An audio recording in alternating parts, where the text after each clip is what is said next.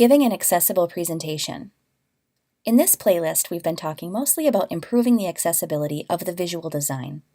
You'll also want to give some thought to doing an accessible performance during your lecture, and by that I mean the way you interact with your slides during your presentation.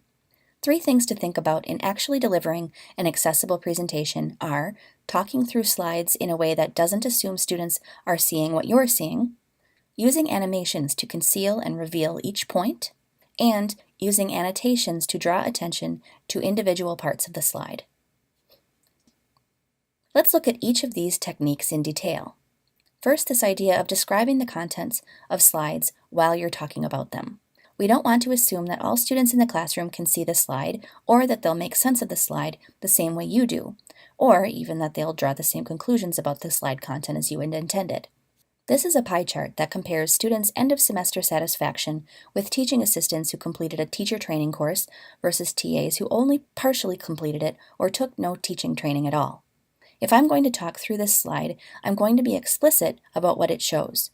Even though I might think that this is a pretty simple chart, I'm not going to assume that every person in my audience will automatically understand what the pie chart is telling them. So I'll be really deliberate in walking my audience through this data and really explicit in saying that TAs who completed a full teacher training course received 70% positive ratings from students versus 9% satisfaction ratings from students of TAs who completed no formal training.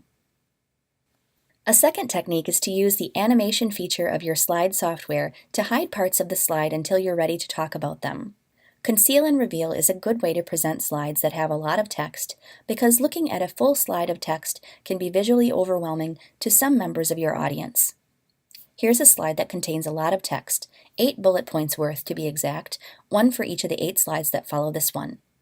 It's great that the slide designer put this slide in here. This slide gives an overview of the 8 classroom management techniques she's about to talk about in detail, and giving an overview like this is a great way to help audience members understand how you organized your presentation. So I always want to encourage including overview slides when I work with instructors. However, it's a lot of words to look at all at once, and some audience members are going to tune you out and just read the slide rather than listening to you talk. I can help focus people's attention if I add a quick animation to this slide that will let me expose each of these bullet points one at a time. I'm going to select the whole text field, click on my Animations tab, and choose this Appear animation. PowerPoint added these numbers 1 through 8 along the left side of my bullet points, which lets me know the order that these items will appear. Now when I go to Slideshow View, either from the View drop-down menu at the top of my screen or by clicking the Slideshow button on the bottom of the layout window, I'll be able to show each of these bulleted items one at a time just by clicking the forward arrow on my keyboard. Keep in mind, when you use the conceal and reveal technique, that you keep the animations as unobtrusive as possible.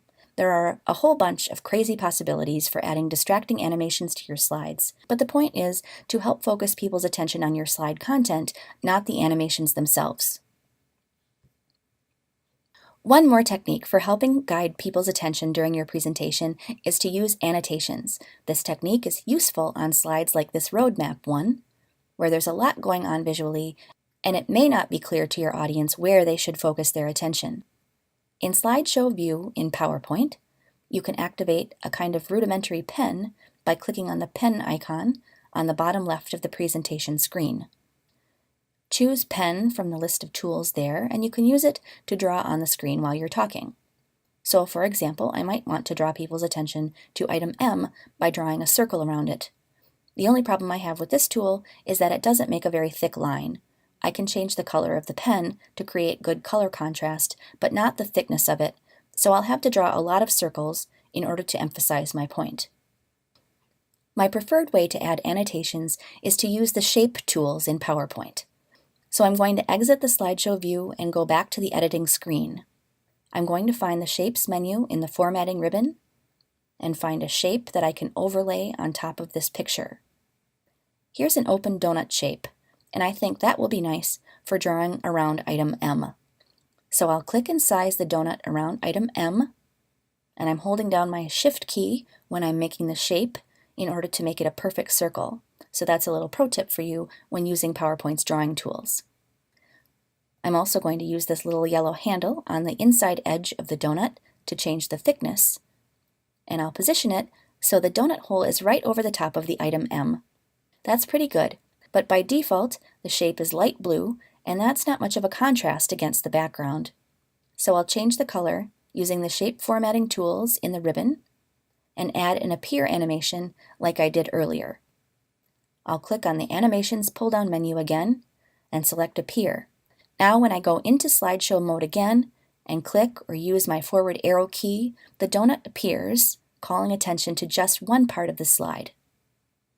All three of these techniques are good ways to focus your audience's attention and help make sure they understand the content you're trying to present.